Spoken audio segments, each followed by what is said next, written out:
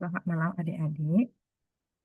Sekarang saya mau sedikit merefresh kembali tentang pemeriksaan psikiatri ya untuk persiapan responsi.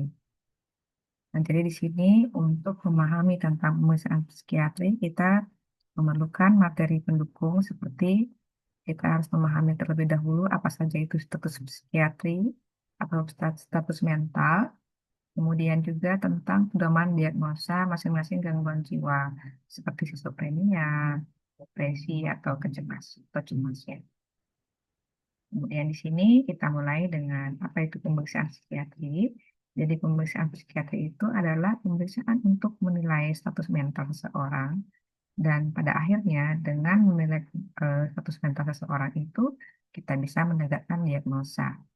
Diagnosa di sini di psikiatri kita menggunakan diagnosa multiaksial ya dari aksis 1 sampai aksis 5. Kemudian untuk pemeriksaan psikiatri sendiri, ini ada kita lakukan dengan yang namanya wawancara psikiatri. Itu dapat diperoleh dari autoanamnesa ataupun dari heteroanamnesa. Kalau autoanamnesa itu dari pasiennya sendiri, sedangkan heteroanamnesa laporan dari orang lain. Biasanya dari orang terdekat yang memahami tentang kondisi pasien. Kemudian kita melakukan juga observasi beberapa status psikiatri atau status mental itu kita tegakkan melalui observasi dan kita juga bisa melakukan pemeriksaan penunjang. Pada prinsipnya, pemeriksaan psikiatri ini kita memerlukan persetujuan atas proses wawancara itu sendiri atau pemeriksaan itu sendiri atau yang kita sebut dengan informed consent. Kemudian kita perlu menjaga privasi dan juga kerahasiaan informasi yang kita terima. Kita juga perlu untuk menghormati dan mempertimbangkan kondisi pasien. Bagaimana kondisinya, apakah dalam keadaan sakit atau sehat secara fisik. Kemudian kita perlu menjalin raport dan juga memberikan empati terhadap keadaan pasien. Kemudian kita juga perlu melihat bagaimana hubungan antara pasien dan dokter. Apakah hubungannya sudah cukup terjalin dengan baik atau banyak kesenjangan-kesenjangan. Kita juga perlu memperhatikan kesadaran ataupun alam bawah sadar kita sebagai terapis ataupun pasien. Kita juga perlu memperhatikan keamanan dan kenyamanan pemeriksaan atau proses yang akan berlangsung.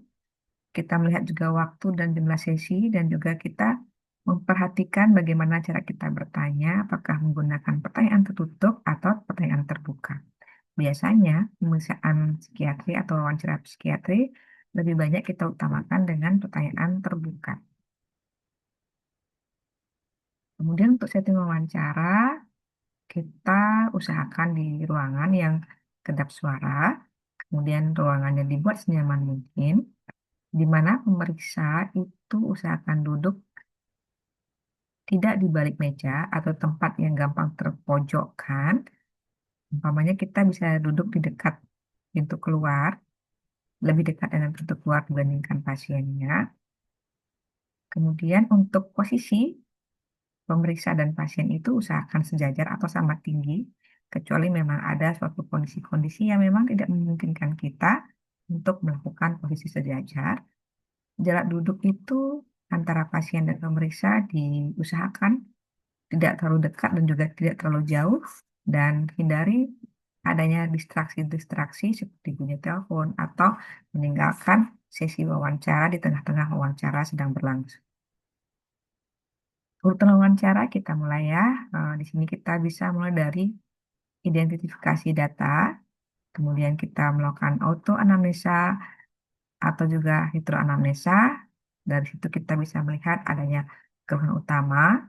Kemudian kita juga menanyakan bagaimana riwayat penyakit sekarang, kemudian bagaimana riwayat psikiatri terdahulu, penggunaan atau penyalahgunaan SAT. Kemudian kita juga melihat riwayat penyakit medis sebelumnya, apakah ada mempunyai penyakit medis tertentu seperti diabetes, stroke, atau penyakit-penyakit yang lain. Kemudian kita juga menanyakan bagaimana riwayat keluarganya, riwayat perkembangan dan sosialnya. Setelah itu kita bisa melakukan review sistem secara keseluruhan. Mengarah kemana pasien ini, apakah ke arah cemas, depresi, psikotik, dan sebagainya. Nah, setelah dari semua wawancara yang kita lakukan, kita bisa menuangkannya ke dalam status mental pasien. Setelah itu kita bisa melakukan pemeriksaan fisik, kemudian membuat formulasi, kemudian kita membuat diagnosa, dan akhirnya kita memberikan rencana terapi. Tentunya di sini diagnosa ini kita mengacu ke diagnosa multiaksial berdasarkan untuk saat ini di sini kita masih menggunakan PPDGJ ya. Nah, ini adalah identifikasi pasien. Jadi kita perlu melihat nama, jenis kelamin, status perkawinan, warga negara ataupun suku, pendidikan, alamat. Kita juga bisa menanyakan seperti agama ya, agama apa, seperti itu pada pasien. Dan apa yang belum ya, pekerjaan. Kita juga penting untuk menanyakan bagaimana pekerjaannya. Kemudian kita juga melihat pasien ini apakah dia datang sendiri atau ada yang mengirim atau dirujuk atau dikonsul oleh TS lain dari bagian lain gitu. Atau dia memang diantar keluarga atau datang sendiri. Setelah itu kita juga bisa menanyakan sebelumnya apakah sudah pernah berobat, datang pertama kali atau sedang kontrol untuk saat ini. Nah, untuk identifikasi data di sini ya, kita bisa menilai ya. Yang perlu kita tanyakan adalah nama, jangan sampai ada tertukar identitas, kemudian jenis kelaminnya, usia, suku atau bangsa, agamanya, pendidikan, status pernikahan, pekerjaan, alamat, dan juga tempat tinggal. Di sini kita bisa menentukan tempat tinggal ini apakah juga dia itu tinggal sendiri atau kos atau dia tinggal di rumah sendiri atau dia bersama rumah keluarga yang lain atau dengan orang tua. Kemudian apakah dia datang sendiri atau rujukan atau konsul, apakah datang pertama kali atau saat ini datang kontrol. Itu beberapa hal yang kita bisa identifikasi sebelum kita melakukan wawancara berikutnya. Nah, ini kemudian kita bisa menentukan apa keluhan utama dari pasien ini. Keluhan utama itu adalah keluhan yang membuat pasien datang berobat atau alasan untuk pasien mendapatkan terapi atau dirawat inap. Biasanya keluhan ini bisa dikeluhkan oleh pasien sendiri ataupun orang lain. Contohnya pada pasien psikotik biasanya keluhan dikeluhkan oleh orang lain. Untuk pasien-pasien cemas itu biasanya dikeluhkan oleh pasien sendiri biasanya. Nah, kemudian untuk riwayat penyakit saat ini, tentunya tadi setelah kita mendapatkan keluhan utama, untuk riwayat penyakit saat ini kita eksplorasi keluhan utama itu ya. Contohnya kita bisa merujuk pada Secret Seven dan juga Fundamental Four. Jadi kita tanya apa keluhannya, kemudian di mana, yang ada sakit, kalau ada mengatakan nyeri, kita tanya di mana nyerinya, kemudian bagaimana, seperti apa, kemudian onsetnya, mulai kapan, durasinya, sudah berapa lama, frekuensinya, apakah setiap hari, sepanjang hari, atau hilang timbul, seperti itu, dan durasi pada setiap kali datang keluhan itu seperti berapa lama, seperti apa. Kemudian kita juga lihat bagaimana kualitas atau tingkat keparahan gejala yang muncul. Dan kita juga tidak lupa untuk melihat atau menanyakan adakah kondisi-kondisi yang memperberat atau meringankan gejala. Contohnya kita bisa tanyakan biasanya pada saat bagaimana atau apa yang membuat gejala ini muncul atau pada saat apa gejalanya memberat gitu. Dan juga apa yang dilakukan ketika keluhan itu muncul untuk meringankannya? Apakah minum obat atau dia melakukan sesuatu hal yang lain untuk meringankan gejala?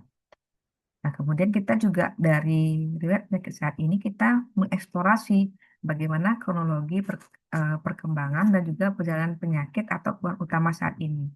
Tadi ya, itu terkait dengan tadi mulai kapan, sejak kapan, kapan dia muncul, kapan dia memberat, kapan dia berkurang keluhannya. Nah, itu semua menjadi bagian dari kronologi perkembangan dan perjalanan penyakitnya. Nah, di sini setelah kita mendapatkan riwayat penyakit saat ini, kita bisa juga ya melihat apa keluhan-keluhan penyerta. Tentunya di sini kita menilai dari status mental pasien saat ini. Contohnya kalau dia memang keluhannya saat ini adalah mengenai moodnya atau suasana perasaannya, kita cari keluhan-keluhan penyerta yang lain yang masuk dalam penilaian status mental atau status psikiatri. Nah, sebenarnya kalau kita lihat di buku panduan praktikum ya pemeriksaan dan tindakan klinik untuk mahasiswa kedokteran ini sudah ada di bagian B itu dari gangguan sekarang itu kita bisa melihat keluhan dan gejala, kemudian juga kita tanyakan kendaya atau disfungsi. Jadi dengan keluhan ini apakah masih bisa bekerja atau tidak, atau apakah dia mengganggu fungsi sehari-hari termasuk pekerjaan, merawat diri, dan juga hubungan dengan orang lain. Kemudian kita juga bisa tanya, apa faktornya, faktor stresnya yang menyebabkan munculnya kekerasan saat ini. Apakah ada masalah dalam pekerjaan, masalah dengan rumah tangga, atau masalah dengan pendidikan. Itu kita gali. Nah, kemudian juga kita bisa tanyakan apakah ada saat ini ada penyakit fisik nggak? Gitu. Apakah kemudian jika ada, apakah penyakit fisik ini berhubungan dengan penyakit mentalnya? Kapan muncul penyakit mental? Apakah sebelum penyakit fisiknya atau setelah penyakit fisiknya? Nah, kemudian setelah kita menanyakan riwayat penyakit saat ini, kita lanjut menanyakan riwayat gangguan sebelumnya. Apakah sebelumnya ada riwayat gangguan mental atau emosi sebelumnya? Bisa kita tanyakan dengan apakah pernah berobat sebelumnya, umpamanya ke psikiater, atau apakah pernah mengalami gejala yang sama seperti saat ini sebelumnya. Kemudian riwayat rawat inap atau rawat jalan. Ini boleh termasuk uh, rawat inap atau rawat jalan dalam hal gangguan psikiatri ataupun gangguan medis lainnya. Kemudian kita juga perlu menanyakan apakah saat ini ada pengobatan atau sebelumnya apakah juga ada pengobatan. Kalau ada, kita bisa melihat obat apa sebelumnya yang diminum, dosisnya berapa, berapa lama, apakah lanjut atau putus obat. Nah, kemudian kita juga perlu menanyakan gejala psikosomatik yang ada. Contohnya, apakah dia sering atau pernah merasakan nyeri-nyeri kepala atau gangguan pada tubuh, umpamanya gangguan pada sistem pencernaan, dan sebagainya. Kita juga perlu menanyakan riwayat penyakit medis terdahulunya.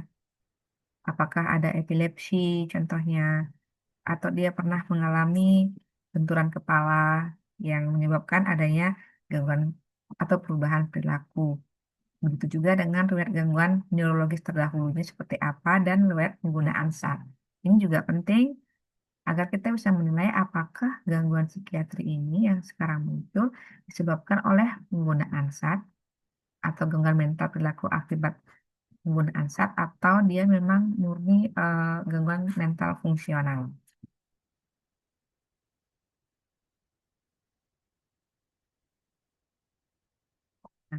Nah, dari riwayat kehidupan sebelumnya, kita juga perlu untuk melihat riwayat perkembangan ya, perkembangan dan sosial.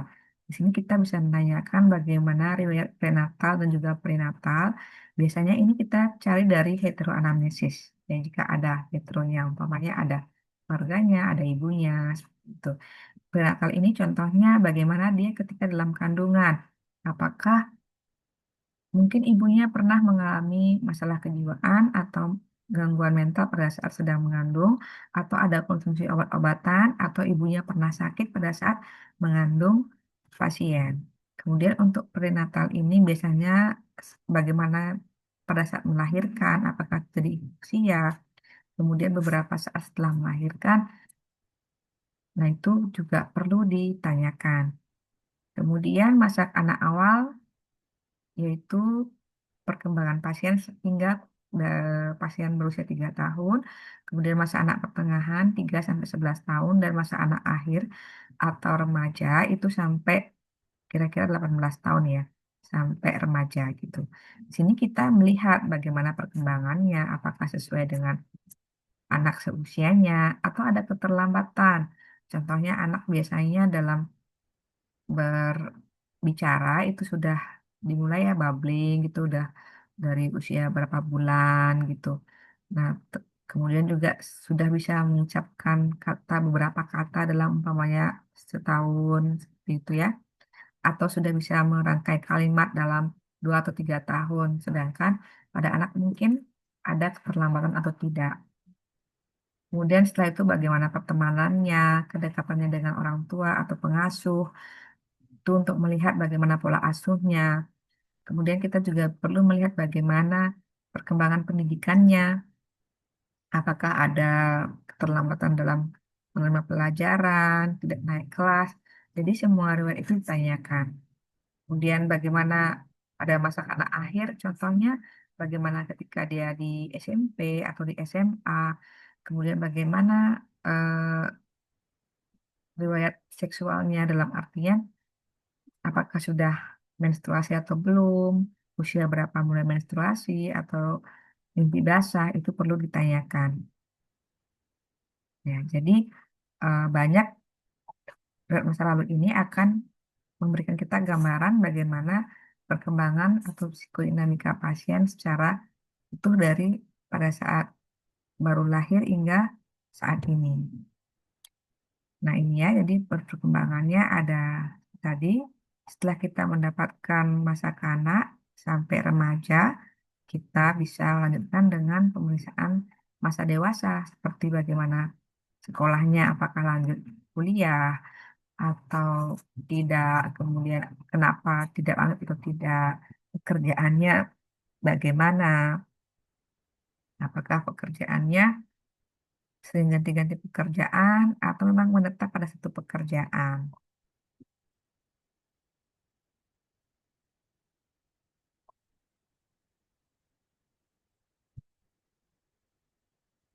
Kemudian kita melihat riwayat keluarga. Di sini apa yang kita lihat dari riwayat keluarga tentunya pertama apakah ada riwayat anggota keluarga yang mengalami gangguan mental dalam keluarga yang sedara. Jadi kita biasanya melihat dari 3 generasi ya, dari orang tua, kemudian dari kakek nenek. Kalau bisa di atasnya lagi tidak apa-apa. Contohnya kakek buyut seperti itu, kita bisa lihat apakah ada eh, riwayat gangguan mental. Kemudian kita juga melihat bagaimana tradisi dalam keluarga itu sendiri atau norma atau budaya dalam keluarga itu. Tentunya kan setiap keluarga itu mempunyai budaya atau tradisi yang berbeda-beda. Kita juga bisa melihat karakter dan hubungan dalam keluarga. Bagaimana karakter ayah, ibu, karakter orang-orang terdekatnya yang pada akhirnya mempengaruhi pembentukan karakter pasien itu sendiri. Kemudian bagaimana hubungan dalam keluarga, apakah harmonis atau ada kesenjangan atau ada masalah keluarga. Bagaimana hubungannya pasien sendiri dengan keluarganya yang lain, contohnya dengan ibu, dengan ayah, dengan saudara. Apakah ada rival sibling rival seperti itu, atau ada mungkin tidak bagus hubungan dengan ayah atau ibu, atau keduanya bagus ya. Di situ kita bisa juga melihat akhirnya bagaimana pola asuh dari keluarga ke pasien ini. Kita juga bisa menanyakan tempat tinggal ini, apakah ini ada privasi antar anggota keluarga, bagaimana karakter tetangga juga ya, keluarga atau tetangga tempat kita tinggal, pasien tinggal di sekitarnya seperti apa, karena itu berpengaruh tentang terkait dengan lingkungan tempat tinggal, kemudian bagaimana finansialnya ya, ekonomi keluarga, apakah itu mempengaruhi, kemudian juga pola asuh. Jadi kita bisa mendapatkan banyak dari riwayat keluarga. Termasuk juga sebenarnya nanti siapa yang bisa menjadi caregiver pasien ketika pasien akan dirawat atau menjalani rawat jalan. Nah, dari teknik wawancara ini sebenarnya ada banyak teknik kita bisa lakukan ya. Tentunya yang paling sering memang kita lakukan adalah melakukan pertanyaan terbuka. Jadi pertanyaan tertutup boleh kita lakukan ketika pasien umpamanya tuh miskin ide atau miskin bicara yang tidak bisa terlalu banyak mengeluarkan idenya, tidak banyak bicara seperti itu ya, mungkin dalam kondisi depresi. Ketika kita sudah bertanya dengan pertanyaan terbuka tetapi tidak menemukan, pasien tidak bisa mengeksplorasi pikirannya sendiri, kita bisa bantu dengan pertanyaan tertutup. Nah, kemudian juga banyak hal ya, teknik yang lain. Kita bisa melakukan reinforcement, refleksi, menyimpulkan, dan juga bisa memberikan edukasi, menyemangati, atau memberikan dorongan, kemudian bisa memberikan validasi emosi atau empati. Kadang bisa juga kita selingi dengan humor, atau diam pun ya sebenarnya bisa menjadi teknik. Kita bisa memberikan jeda ke pasien untuk um, meregulasi emosinya. Umpamanya pasien lagi menangis ya, kita berikan empati dengan cara diam sejenak gitu. Tidak terus dikasih pertanyaan gitu contohnya ya. Atau mungkin komunikasi nonverbal ya. Contohnya pada saat pasien menangis, kita bisa arahkan berikan tisu gitu. Jadi walaupun kita tidak mengatakan jangan menangis, tetapi kita bisa lakukan dengan tindakan ya, contohnya dengan mengelus-elus bahu seperti itu untuk menyampaikan bahwa kita berempati ke pasien atau kita memberikan tisu ya sebagai bentuk dukungan seperti itu. Nah, kemudian setelah kita melakukan tadi beberapa rangkaian wawancara, kita memberikan beberapa pertanyaan, kita akan tuangkan ke dalam status psikiatri atau status mental pasien ya. Nah, di sini kita bisa lihat dari pertama dari deskripsi umum. Deskripsi umum ini kita lihat bagaimana penampilan pasien, ya, apakah bagaimana penampilan secara umum. Biasanya kita lihat dalam 6 detik pertama pasien datang, ya kita lihat bagaimana cara duduknya, cara jalan, berpakaiannya, mimiknya, itu kita lihat dalam 6 detik pertama datang, kita sudah langsung lihat. Di situ kita bisa simpulkan di awal bagaimana kesan kita yang kita terima, apakah ini dalam batas normal atau tidak wajarkah seperti itu ya. Nah, tentunya segala hal pemeriksaan dalam psikiatri ini akan kembali merujuk pada budaya atau norma setempat ya. Contohnya ketika kita melihat penampilan seseorang pada musim dingin, tetapi dia hanya menggunakan baju yang terbuka atau yang biasanya digunakan untuk musim panas. Kita mungkin akan bertanya-tanya, ada apa dengan pasien ini? Kenapa tidak sesuai menggunakan pakaian bukan pada musimnya seperti itu. Jadi kita bisa bertanyakan, apakah di situ ada waham kah atau ada suatu masalah yang memang akhirnya menyebabkan pasien menggunakan pakaian yang tidak sesuai dengan musim saat itu. Itu kita bisa nilai dari penampilannya juga kita nilai. Kemudian kita nilai kesadaran ya. Kesadaran itu kita nilai nilai dengan bagaimana interaksi atau bagaimana pasien memberikan batasan dengan lingkungan sekitarnya. Apakah dia intak dengan lingkungan sekitar, contohnya dia paham, oh saya ada di rumah sakit, ini kursi, ini meja. Ketika dia melihat kursi, dia bisa menggunakan itu untuk duduk, atau ketika dia melihat suatu benda di depannya, dia bisa menghindar, itu termasuk kesadaran yang jernih. Dia mengetahui bagaimana memberikan batasan terhadap lingkungan sekitarnya, ya, termasuk juga biasanya termasuk dengan eh, waktu dan juga orang gitu. Biasanya kita juga melihat kesadaran ini dari orientasinya. Jadi ketika kita menilai orientasi, secara tidak langsung juga kita menilai kesadaran pasien. Gitu. Orientasi ini ya ada di poin fungsi intelektual ya.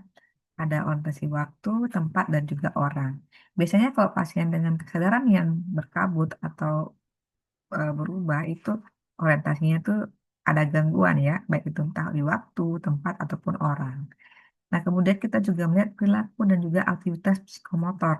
Apakah pasien ini kooperatif dengan pasien, apakah dia bisa tenang, atau ada gerakan-gerakan yang mungkin meningkat gitu. Umpamanya dia suka goyang-goyang kaki atau suka menggerak-gerakkan tangan gitu ya, yang biasa kita lihat pada orang cemas seperti itu. Atau dia jalan ke sana kemari, mondar mandir, atau dia marah-marah ya, kita lihat perilakunya. Ini kita bisa dapatkan dari observasi. Kemudian bagaimana pembicaraan ya, pembicaraannya pasien terhadap pemeriksa, contohnya apakah dia bisa menjawab. Kemudian kita lihat bagaimana intonasinya, volumenya, eh, nadanya ya. Kita lihat semuanya apakah bisa nyambung atau tidak. Kita lihat bagaimana dia penyampaiannya, kontaknya pada saat berbicara. Banyak hal kita bisa nilai dari cara pasien berbicara. Gitu. Kemudian sikap terhadap pemeriksa, apakah dia ada permusuhan atau kooperatif gitu ya. Apakah mau menjawab pertanyaan pemeriksa atau tidak gitu ya. Dia menolak menjawab contohnya. Kita bisa nilai dari sikap terhadap pemeriksa. Kemudian keadaan afektifnya kita nilai. Mood. Mood ini adalah kita nilai dari apa yang pasien rasakan, apa yang disampaikan pasien. Jadi mood ini adalah suatu suasana perasaan yang dirasakan oleh pasien secara internal, yang dirasakan oleh pasien dan bersifat menetap gitu ya, menetap dan biasanya kita lihat dalam beberapa hari terakhir. Nah, ini biasanya disampaikan oleh pasien sendiri. Jadi ketika kita tanya bagaimana perasaannya ya, nah pasien akan menjawab umpamanya dia sedih atau senang atau takut, cemas, lelah. Nah, itu semua bagian dari mood. Ya, kita bisa tanyakan dalam beberapa hari terakhir mana yang lebih dominan seperti itu. Oh, mungkin dia katakan sedih gitu ya. Jadi kita bisa simpulkan atau bisa tulis untuk mood adalah sedih. Kemudian afek adalah eh, penggambaran atau penampilan dari mood itu sendiri yang muncul ke permukaan. Jadi afek inilah yang bisa kita lihat sebenarnya dari pasien. Umpamanya apakah dia terlihat senang, apa dia terlihat sedih ya, apa dia terlihat marah, itu afek. Kemudian afek, dalam penggambaran afek juga kita bisa gambarkan dengan apakah afeknya ini dia sangat meluas atau dia luas ya. Luas itu sesuai dengan kita sehari-hari gitu ya, luas. Cukup luas jadi dia bisa menggambarkan afek mood yang dia rasakan itu melalui afek yang sesuai gitu. Luas atau cukup cukup gitu. Afeknya itu luas, cukup gitu ya, cukup. Umpamanya orang sedih itu terlihat sedih itu dengan afek yang cukup gitu. Eh, Kemudian apakah mungkin dia tumpul ya, tumpul atau datar gitu, atau sama sekali tidak ada afek sama sekali ya gitu. Tumpul atau menyempit gitu ya, menyempit. Kalau menyempit itu dia kurang bisa untuk memunculkan bagaimana moodnya ke permukaan gitu. Jadi agak menyempit gitu ya cara dia eh, memunculkan gitu. Kemudian kita lihat kesesuaiannya, apakah antara mood dan afek ini sesuai. Contohnya pasien mengatakan dia sedih, tetapi dia kita lihat afek yang gembira gitu. Jadi tidak sesuai antara mood dan afek gitu ya. Nah, kita juga perlu memberikan empati kepada eh, pasien ini. Ketika pasiennya sedih, ya jangan kita ketawa gitu ya. Sebagai pemeriksa kita bisa menyesuaikan empati kita terhadap mood dan afek yang dirasakan oleh pasien. Kemudian untuk fungsi intelektual ya kita tadi ya dari wawancara kita kan sudah bertanya ya kayak bagaimana taraf pendidikannya, pengetahuan umum dan kecerdasan ya.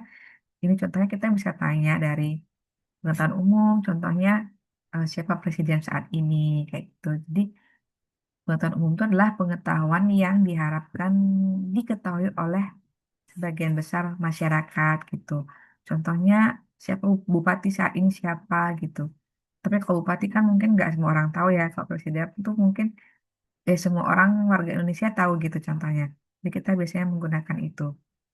Eh, Siapa presiden saat ini atau siapa presiden pertama gitu ya untuk menilai pengetahuan umum. Kemudian taraf pendidikan atau kecerdasan ya mungkin bisa menanyakan suatu hal yang berkaitan dengan pendidikannya gitu. Kemudian untuk daya konsentrasi kita bisa tanya contohnya dengan melakukan pengurangan 10 atau 100 dikurangi 7 gitu ya. Berturut-turut berapa kali, 5 kali ya, secara 5 kali berturut-turut. Apakah pasien mampu berkonsentrasi untuk menjawab itu? Gitu. Ini juga bisa eh, untuk kalkulasi juga bisa, tetapi biasanya lebih konsentrasi. Atau contohnya mengeja kata secara terbalik ya, dunia gitu, suruh mengeja secara terbalik.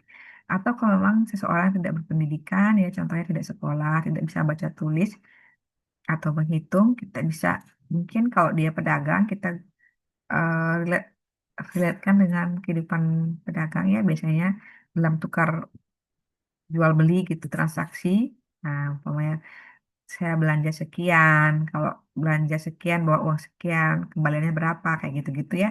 Itu bisa. Atau contohnya kalau saya katakan A, Bapak tolong sentuh jari saya. Jadi ketika kalau dia konsentrasinya bagus, dia akan bisa. Tapi kalau tidak ya menurun, berarti ada penurunan konsentrasi. Kemudian orientasi waktu tempat orang, kita bisa tanya ya ke waktu, tanyakan waktu saat ini, apakah saat ini siang atau pagi atau malam, tanggal berapa, hari apa, dan sebagainya. Kemudian tempat, tanyakan ini ada di tempat mana, apakah di rumah sakit, di rumah.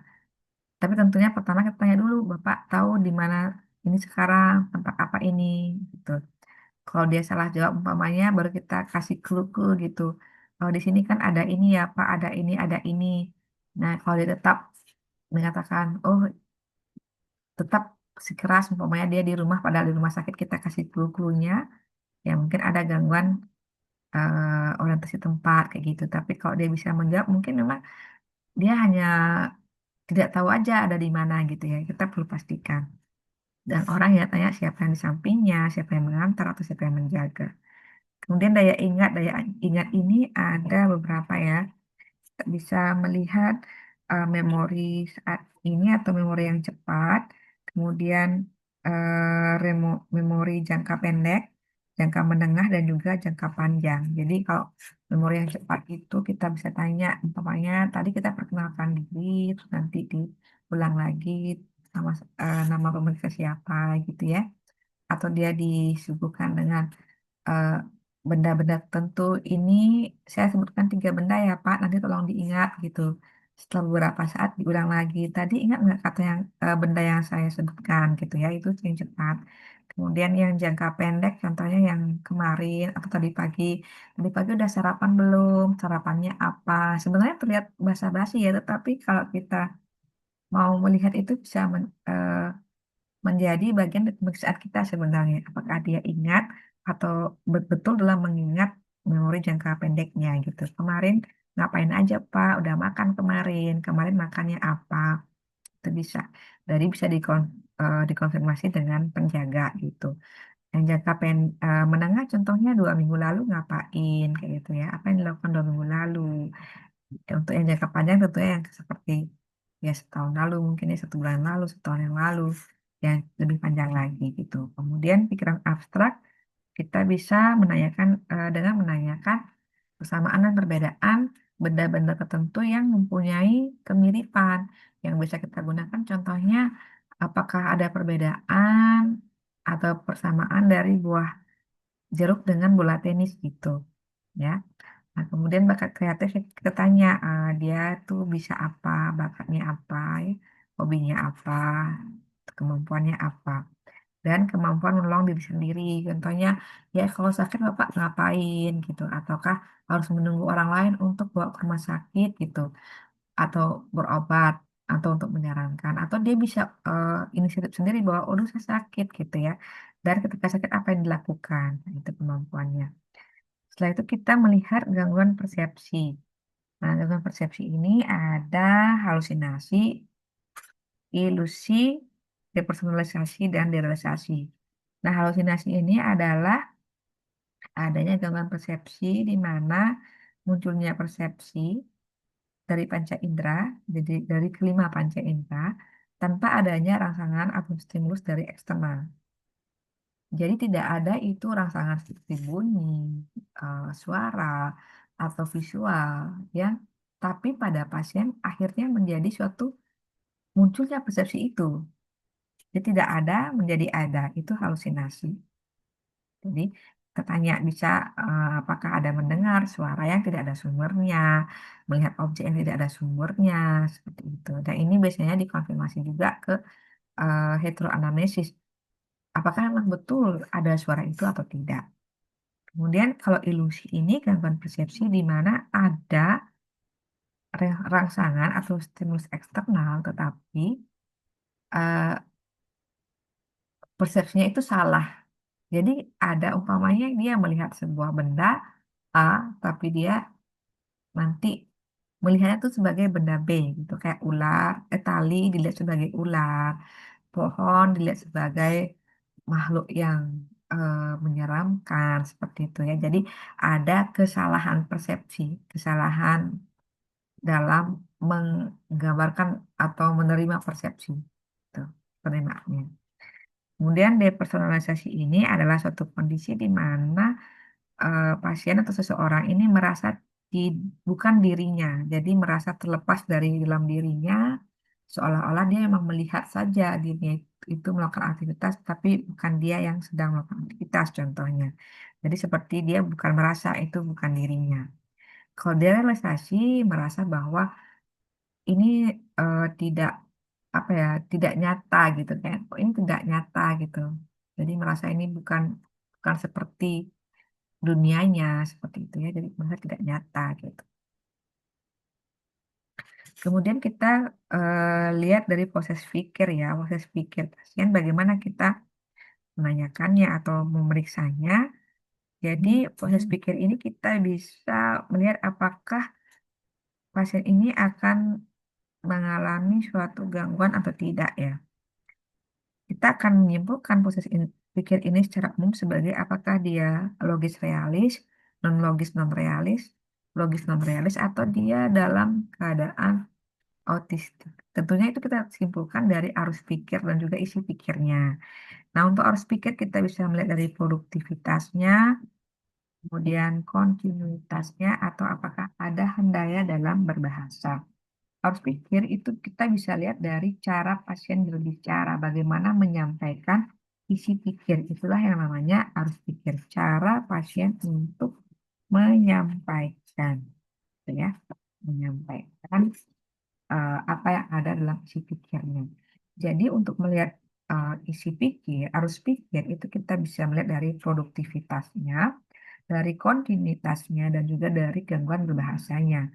Kalau produktivitas itu kita bisa melihat apakah dia pasien ini banyak eh, produktivitas ya, apakah dia banyak ide atau dia ada perlambatan, eh, kemudian apakah ada flight of idea atau loncat ide gitu, kemudian apakah ada ya perlambatan tadi ya, kemudian produktivitasnya apakah ada apalagi nih spontan gitu ya, logore kayak gitu ya, logore itu dia banyak bicara kayak gitu, tidak bisa dihentikan gitu ya. Jadi kita lihat produktivitasnya bagaimana dia cara mengeluarkan isi pikirnya. Kemudian dari kontinuitasnya, contohnya dari apakah dia ada sirkumstansial, itu sirkumstansial itu ya, bagaimana pasien ini menjawab tapi tidak langsung ke apa yang ditanyakan, muter-muter dulu nantinya sampai pada jawaban. Atau dia tangan sial itu muter-muter tapi justru tidak sampai pada jawabannya. Atau apakah dia relevan dengan pertanyaan atau dia irrelevan dengan pertanyaan, atau apakah ada asosiasi longgar. Asosiasi longgar itu contohnya dia biasanya antara satu kalimat dengan kalimat lain itu tidak nyambung, tidak ada kesesuaian ide. Jadi udah beda ide gitu ya. Tidak ada kesesuaian antara kalimat itu dengan kalimat yang lain itu kayak itu kita rasakan ini kok ngomongnya ini kayak ini ya tidak ada tidak nyambung gitu satu kalimat dengan kalimat lain. Nah, itu namanya asosiasi longgar. Kemudian eh, tangan sial tadi sudah ya, sirkumstansial. Em, ada blocking gitu contohnya ya. Blocking itu contohnya ketika dia ngomong, tiba-tiba tengah-tengah dia diem. nggak lanjut gitu, kayak lupa gitu. Jadi diam langsung gitu. Nah, itu blocking ya. Nah, atau mungkin ada perseprasi atau vegebrasi ya. Itu adanya eh, pengulangan kata, ada atau pengulangan kalimat yang dilakukan oleh pasien gitu ya. Itu namanya perseprasi. Bisa juga vergebrasi kayak gitu. Jadi kita lihat bagaimana kontinuitasnya. Nanti ini banyak sekali kaitannya dengan status mental ya. Kemudian apakah ada tadi ya gangguan berbahasa, contohnya incoherent. Incoherent ini artinya dia satu kata dengan kata yang lain itu acak, tidak membentuk kalimat itu. Atau kita juga biasa menyebutnya sebagai word salad. Kemudian apakah ada slang association ya? Slang association itu biasanya dia seperti bersajak atau berirama. Setiap kata atau kalimat itu selalu akhirannya itu sama gitu. Dia buat selalu akhiran itu sama gitu. Itu seperti bersajak seperti itu. Atau neologisme. Neologisme itu biasa ada membuat kata-kata baru gitu ya. Eh, Kata-kata baru. Ya mungkin kata itu belum ada, tidak ada, dia buat sendiri gitu kata-kata baru. Nah, itu namanya neologisme. Nanti bisa dibaca lagi di bagian, oh sudah dapat ya materinya di situs mental. Kemudian eh,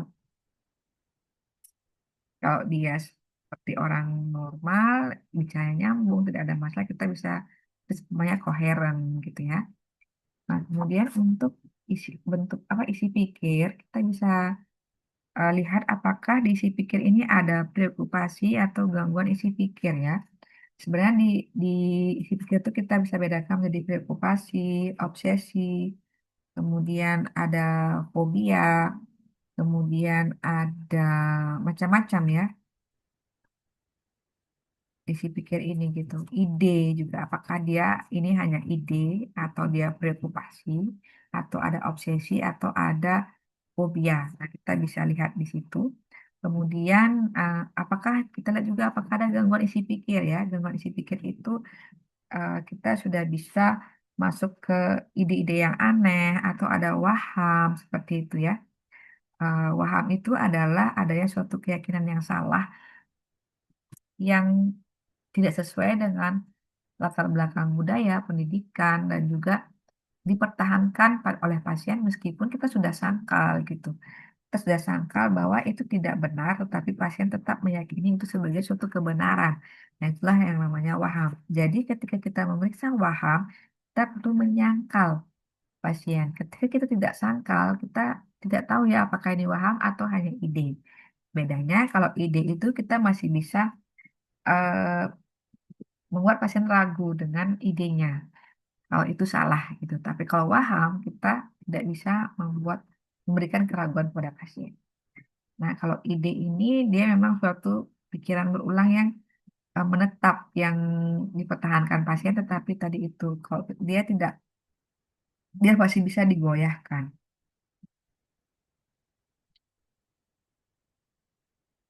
Kemudian setelah itu kita lihat bagaimana pengendalian impuls pasien ya. Apakah dia bisa mengendalikan impulsnya? Jadi ketika ada suatu masalah atau ketidaknyamanan, ketika dia ada suatu masalah emosi, apakah dia mampu untuk mengendalikan impulsnya? Seperti ketika dia marah, apakah dia bisa mengendalikan amarahnya atau dia akan langsung eh, me- apa namanya apa langsung melampiaskan kemarahannya. Nah, itu kita nilai bagaimana pengendalian impulsnya. Kemudian kalau kita melihat dari daya nilai, daya nilai kita lihat dari norma sosial. Apakah pasien ini bisa eh, melihat menilai norma sosialnya dengan baik. Contohnya jika ada suatu aturan gitu, apakah dia bisa untuk mentaati aturan itu? Jika ada norma yang berlaku dalam masyarakat, apakah dia cenderung untuk mengikuti norma itu atau dia memilih untuk eh, tidak mengikuti norma itu? Bagaimana dia memberikan batasan-batasan terhadap norma yang ada dalam masyarakat gitu. Apakah dia akan ikutinya atau justru tidak gitu. Apakah dia akan melakukan hal-hal yang berbahaya dengan melanggar norma atau dia berada dalam koridor-koridor norma seperti itu kita lihat ya. Nah, sama dengan juga uji dari nilai bagaimana dia memberikan melakukan penilaian-penilaian tadi. Contoh kita lihat umpamanya ada apa ini ada dompet jatuh tengah jalan gitu. Apa yang dilakukan gitu? Apakah oh ya saya ambil aja uangnya gitu ya atau dia bawa ke kantor polisi. Nah, dari situ kita bisa melihat bagaimana sebenarnya dia memberikan eh, penilaian-penilaiannya gitu ya. Nah, kemudian penilaian realitas ya, kita lihat dari cara dia melihat wahamnya atau melihat halusinasinya gitu. Apakah dia memper, apakah ada halusinasi, apakah ada waham, bagaimana dia mempercayai halusinasinya, apakah dia percaya atau tidak. Nah, itu kita bisa nilai dari penilaian realitas. Biasanya kalau dia ini ada gangguan dalam penilaian realitas, itu masuk ke kelompok psikotik. Jadi ada waham, ada halusinasi biasanya ya. Kemudian untuk tilikan itu kita bisa nilai ya. Eh, Tilikan itu ada 6 ya. Jadi ada tilikan satu di mana pasien tidak tahu dirinya sakit, tidak mengakui dirinya sakit, merasa tidak sakit biasanya. Kemudian tilikan dua dia ada ambivalensi di mana dia tidak merasa dia sakit, tetapi dia juga tidak menolak pengobatan. Dia nggak masalah ya saya harus minum obat gitu. Tilikan tiga pasien tahu dia sakit ya tapi dia menyalahkan pihak lain karena penyakitnya. Gitu. Dia tidak menerima bahwa dirinya lah yang bertanggung jawab terhadap dia sakit, tapi dia akan menyalahkan pihak lain, entah orang tuanya, entah takdir, entah ada kekuatan yang membuat dia sakit gitu, banyak hal. Jadi dia menyalahkan pihak luar untuk sakitnya. Kemudian eh, Derekat 4 itu dia tahu dirinya sakit tapi tidak tahu apa penyebabnya. Derekat 5 dia tahu dirinya sakit, dia tahu penyebabnya tapi dia belum mampu untuk menolong dirinya sendiri. Eh, Tidak tahu bagaimana caranya menolong dirinya ketika muncul sakit itu. Kalau tilikan 6 dia sudah tahu dirinya sakit, tahu penyebabnya dan dia mampu untuk mencari pertolongan. Gitu. Nah, setelah itu kita akhirnya menyimpulkan, setelah tadi kita melakukan wawancara, dari wawancara kita simpulkan dan observasi, kita simpulkan ke status mental. Nah, dari status mental kita akan menyimpulkan ke dalam diagnosis multiaksial gitu. Nah, sebelumnya mungkin kita bisa melihat apakah ini kita lihat secara review ya, secara umum gitu. Jadi masuk ke kelompok mana gitu ya? Apakah dia ke psikotik, ke gangguan mood atau ke gangguan cemas atau ansietas gitu ya kita bisa mereview jadi kita yang melihat ini oh ada gangguan di proses pikir nih nah berarti kita akan lebih mengarah ke psikotik gitu contohnya oh dia masalahnya tuh di gangguan mood nih oh berarti dia masuk ke gangguan mood gitu ya ada masalah dalam regulasi emosinya ada masalah dalam emosinya atau perasaannya oh berarti dia dimasuk di gangguan mood gitu atau dia lebih ke arah oh dia preokupasinya banyak nih gitu terus dia ada kecemasan gitu oh ya berarti dia ada kecemasan kan gitu ya. Kita lihat secara umum kita review kemudian kita simpulkan ke da- eh, diagnosis multiaksial aksi satu kita akan melihat apa diagnosa klinis ya pasien itu diagnosa klinis itu adalah sesuai pedoman PPDGJ ya atau DSM-5 ya masuk juga ya. Jadi kita masih menggunakan PPDGJ 3 ya. Nah, kita lihat apakah dia masuk di diagnosa mana gitu. Kemudian fokus perhatiannya apa? Apakah dia ada pencenderaan diri, ada usaha bunuh diri, ada rival sibling, atau ada cemas perpisahan gitu ya. Kita atau ada retardasi mental gitu. Ya. Jadi kita lihat apa fokus fokus perhatian kita tuh apa gitu.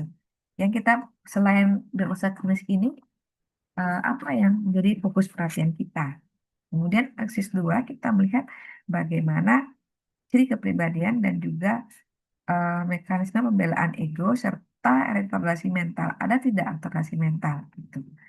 Kemudian asis 3 kita melihat gangguan atau penyakit organik atau penyakit fisik dari pasien ini, terutama yang akan berhubungan dengan kita, apakah ini berkaitan dengan penyakit fisiknya atau mentalnya, atau apakah nanti akan mempengaruhi dari kita penentuan terapi atau prognosis. Nah, itu kita bisa masukkan di asis 3. Kemudian asis 4-nya adalah apa masalah-masalah psikososial yang menyebabkan munculnya aksi 1. Contohnya apakah masalah dengan pekerjaan, masalah eh, apa pendidikan atau rumah tangga. Kemudian asis 5 kita nilai seberapa berat fungsi yang atau hendak yang ditimbulkan. Jadi kita bisa lihat dari GAF, itu kalau di PDGJ itu ada ya GAF dari 0 sampai 100. Jadi ada tingkatannya apakah dia ada di disabilitas ringan, sedang, atau berat. Ya nanti dilihat di sana. Kemudian setelah itu kita baru menentukan diagnosa banding. eh, Apa diagnosis banding dari aksi 1-nya untuk diagnosis kliniknya. Seperti itu. Jadi itulah yang perlu kita nilai gitu ya dari tahapan-tahapan untuk pemeriksaan psikiatri ini. Jadi tahapannya ada dari wawancara psikiatri dengan observasi, kemudian kita simpulkan menjadi status mental, dan kita simpulkan dalam diagnosa multi X-nya. Nah, mungkin untuk jadi memang penekanannya sangat banyak di bagaimana kita mengobservasi cara pasien berbicara dan apa isi pembicaraan itu sendiri. Kemudian untuk asis tua, yaitu di ciri kepribadian dan MPE. Kalau ciri kepribadian itu bisa dilihat di F60 ya, PDGC. Itu ada 10 ciri kepribadian. Itu juga bisa ditanyakan pada pasien ya. Dan juga kalau MPE itu mekanisme pembelaan ego, eh, itu juga kita bisa tanyakan ke pasien. Biasanya kita tanyakan dengan, kalau MPE kita tanya, kalau bapak atau ibu dalam dalam keadaan tidak nyaman atau ada masalah, apa yang dilakukan gitu ya, apa yang bisa dilakukan untuk meredakan ketidaknyamanan itu gitu. Apakah dia akan bercerita atau dia akan meluapkan dengan marah seperti itu ya. Dan selain itu sebenarnya MP itu bisa kita lihat dari cara pasien untuk pasien menjawab pertanyaan kita sebelumnya gitu. Umpamanya ketika dia ada di tilikan 3 gitu contohnya, dia tahu penyakitnya tapi menyalahkan pihak lain. Nah, mungkin memang MP-nya itu ke proyeksi gitu. Dia akan menyalahkan orang lain. Nah, proyeksi kan menyalahkan ya orang lain dengan kondisinya. Contohnya seperti itu. Kita bisa melihat apa dari juga pembicaraan sebelumnya gitu ya. Kemudian kalau dari CK ya kita lihat, tanyakan bagaimana pendapat orang tentang dirinya gitu. Menurut teman-teman, Bapak ini orang seperti apa? Atau kamu ini orang seperti apa? Sifatnya seperti apa? Atau menurut dia juga seperti apa ya? Eh, Sebelumnya kamu itu orangnya seperti apa gitu ya. Tapi kita tidak menanyakan, tidak bilang kamu ya, kita bilang eh, panggilannya apa gitu ya. Semuanya dia panggilan nama, kita panggil nama, atau bapak atau ibu gitu ya. Nah itu sekilas tentang pemeriksaan psikiatri ya. Mudah-mudahan besok untuk responsinya lancar semua. Oke, terima kasih.